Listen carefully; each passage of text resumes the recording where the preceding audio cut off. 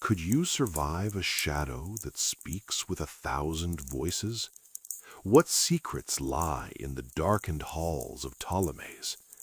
And what terrifying truth will force 7 men to face the inevitable? Join Classic Storytime Hub as we dive into Shadow, a Parable by Edgar Allan Poe, reimagined for a modern audience. Before we dive in, subscribe for your daily stories. Now, let's go. You who read these words are still among the living, but I, the one who writes, have long since drifted into the realm of shadows. Strange things are about to unfold, secrets will be laid bare, and centuries will pass before anyone even glimpses what is etched here. And when they do, some will scoff, some will doubt, yet a rare few will feel the weight of what lingers between the lines, carved with the iron point of memory and fear.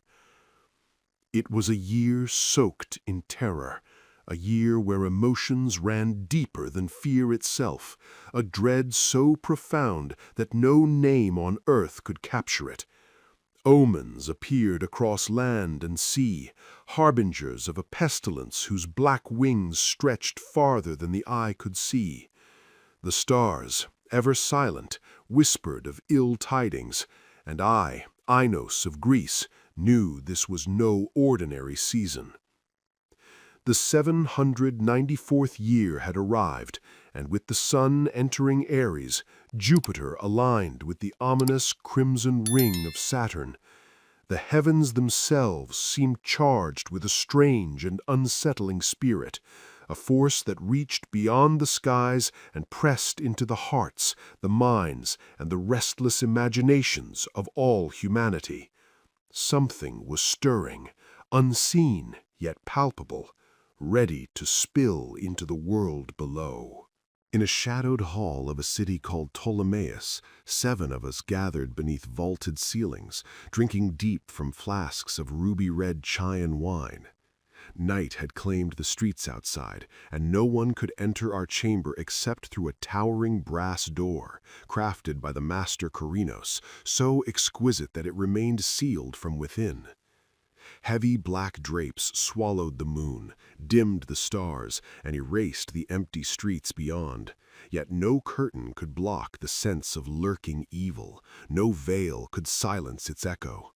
Something pressed around us, unseen yet undeniable, an oppressive weight, both material and spectral. The air itself seemed thick with dread. Our breaths came in shallow, anxious gasps. A strange paralysis settled over thought, while the senses blazed with heightened awareness, restless and unrelenting. The weight pressed down on our limbs, the furniture, even the goblets from which we drank. Everything in the room sagged under its presence, everything, that is, except the 7 lamps that burned with slender, ghostly flames. They rose in motionless shafts of pale light, casting reflections across the ebony table where we sat. In that mirrored glow, each of us glimpsed our own pallid faces, the uneasy glint in our companions' downcast eyes. It was a tableau of unease, frozen and alive all at once, a silent witness to something beyond comprehension, waiting just beyond the shadows. Yet we laughed. Oh, how we laughed, in our own frantic, nervous way, and we sang the wild, intoxicating songs of Anacreon, each note teetering on the edge of madness. We drank deeply, even as the deep purple of the Chian wine reminded us of blood. For there was another presence in the room, young Zoilus, lying dead, at full length, shrouded, a silent witness to our revelry. His body was still, yet somehow his plague-stricken face and the half-extinguished fire in his eyes seemed to watch us with morbid curiosity, as if the dead might take some twisted pleasure in the merriment of those yet to join them. Still, I, Oinos, forced myself to ignore the bitterness in those spectral eyes. I stared into the ebony mirror before me, singing with a loud, sonorous voice the songs of the son of Teos, as though sound alone could defy the presence of death. Gradually my voice waned. The echoes of my song rolled through the room, swallowed by the heavy black draperies until they faded to nothing.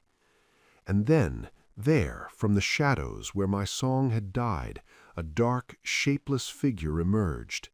A shadow, as the moon might cast from the form of a man, yet unlike any man, any god, or anything known. It hovered, trembling among the draperies, until finally it settled in full view upon the surface of the brass door, still, silent, and impossibly alive. But the shadow remained elusive, vague, formless, impossible to define.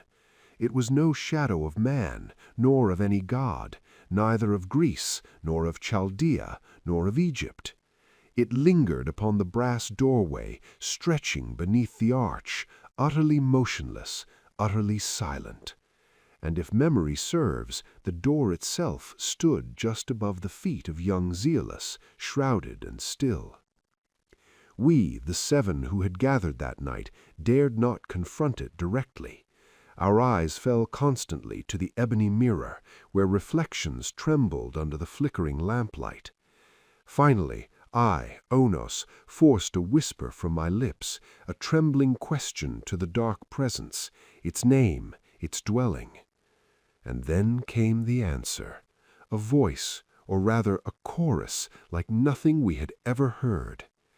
I am Shadow. My dwelling lies close to the catacombs of Ptolemaeus and near the dim, desolate plains of Helusion, bordering the foul Chironian Canal.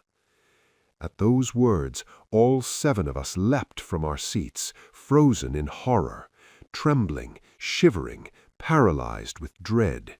For the voice of the shadow was no single voice, it was the many voices of multitudes, flowing together and shifting, syllable to syllable, until the accents themselves were familiar. Thousands of departed friends, whose tones we had known in life, now spoke from beyond the veil, falling duskily upon our ears, haunting, sorrowful, and inescapably real. And thus the story ended. If you liked this journey into the worlds of classic literature, do not forget to support us by subscribing so we can tell you more. And hey, if there's a classic tale you'd love to hear told in this suspenseful style, drop its name in the comments below.